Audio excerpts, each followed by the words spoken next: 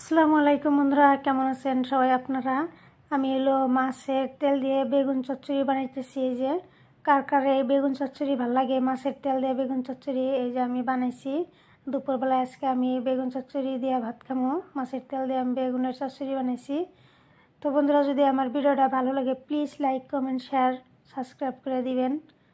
এই যে বেগুন চচ্চড়ি আমি বানাইতেছি দুপুরবেলা, অনেক টেস্টি লাগছে দুপুরবেলা গরম ভাতের সাথে খাইতে। এই যে কে কে খান আমারে কমেন্ট করে জানাবেন প্লিজ। এই যে হয়ে গেছে।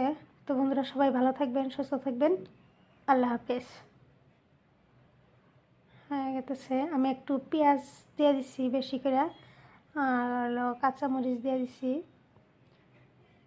এই যে আমার হয়ে গেছে বেগুন চচ্চড়ি মাছের তেল দিয়ে। এই যে খাইতে হেভি মজা হয়েছিল, হেভি টেস্ট। কে কে পছন্দ করেন প্লিজ আমারে কোয়েন কমেন্টে একটু।